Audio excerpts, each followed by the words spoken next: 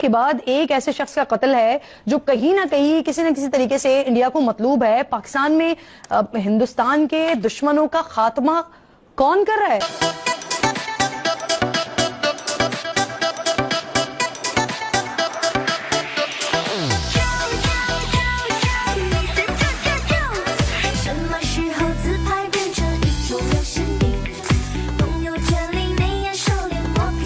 इंशाअल्लाह अब गज्जा आजाद हो चुका, मजीद अल्लाह फतह देगा। बारी गजवा हिंद की है, वारसापेट टूट गया, सोवियत यूनियन टूट गया, अमेरिका की नाक को काट दिया। अब बारी हिंदुस्तान ही आ रहे हैं, मौलाना मसूद अजहर के मुजाहिदीन आ रहे हैं।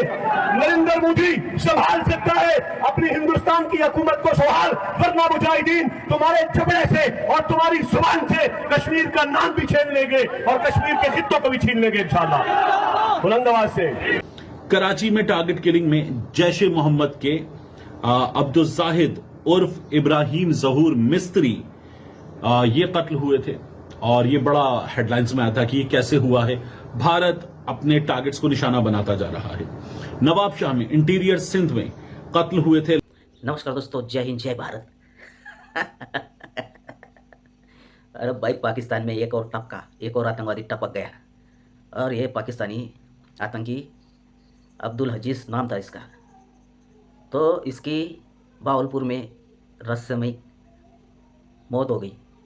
तो ये जब से जैश के वो परिवार मरे थे तो वो अनाप शनाप रैलियाँ कर रहा था और लोगों को इकट्ठा करके मोदी को, भारत को टुकड़े हो गए, कश्मीर हमारा होगा, और मोदी को गालियाँ दे रहा था।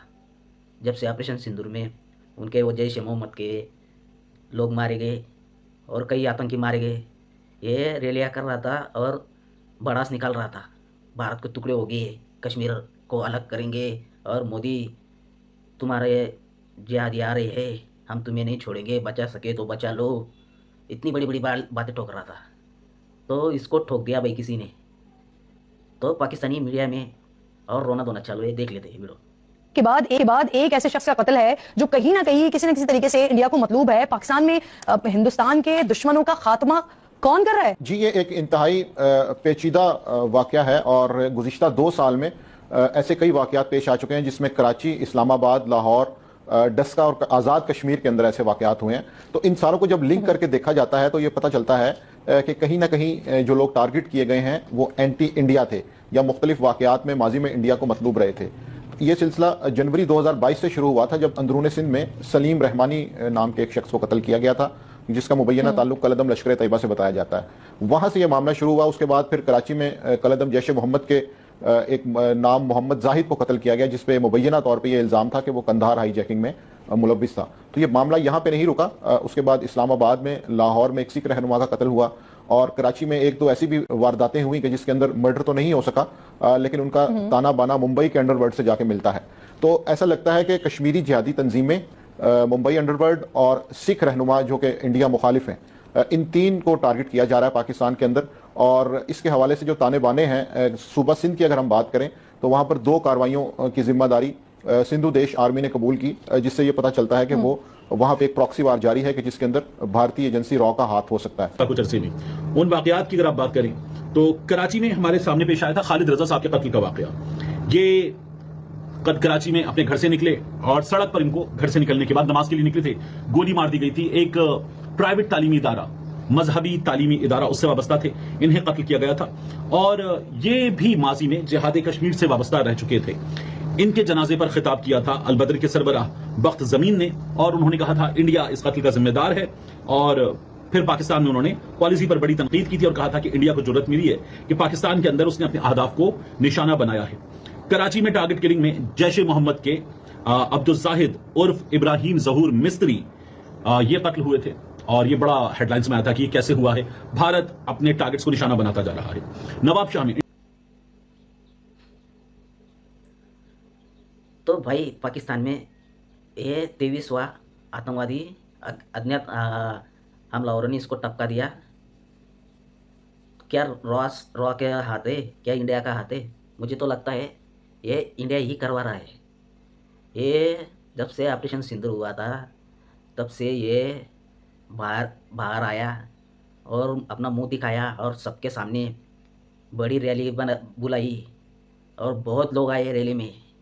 और रैली में बोलने लगा, हम मुजाहिदीन है, हमने सोवियत संघ के टुकड़े किए, हमने अमेरिका के नाक में दम किया, अब बारी हिंदुस्तान की है, हिंदुस्तान के टुकड़े करेंगे, हम कश्मीर के, हम हमारा है, कश्मीर हमारा है तो हम ले लेंगे, मोदी बचा सकते हो तो बचा लो।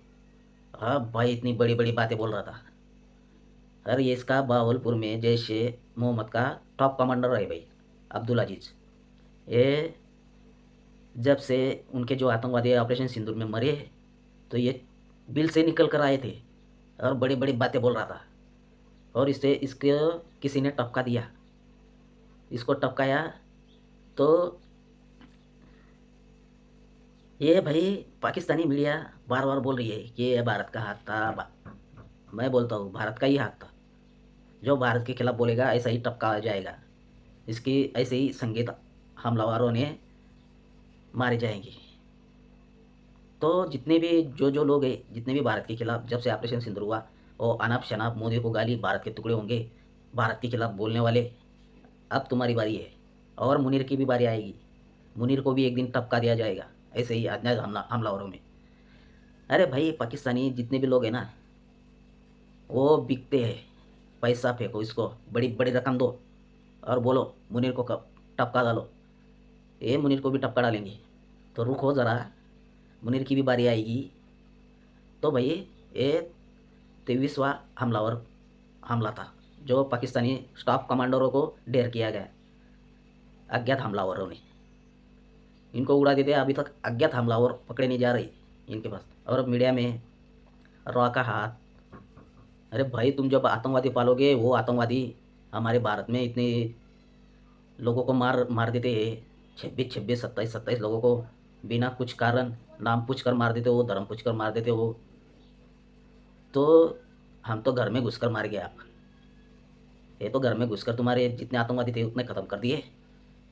अब ये चुट्टुक बुट्टुक ये जो बिल से निकल रही है और बोल रहे हैं मोदी को मार देंगे, भारत के टुकड़े करेंगे, ऐसे लोगों को चुन चुन कर अब मारा जाएगा, अंदर तुम्हारे पाकिस्तान में ही मार दिए जाएंगे। तो ये जितने भी आतंकवादी है ये आप बिल में घुस जाएंगे, आप वापस घुस जाएंगे। ये जब से खबर चालू है ये सब गायब हो गए, सोशल मीडिया से भी गायब हो गए। अब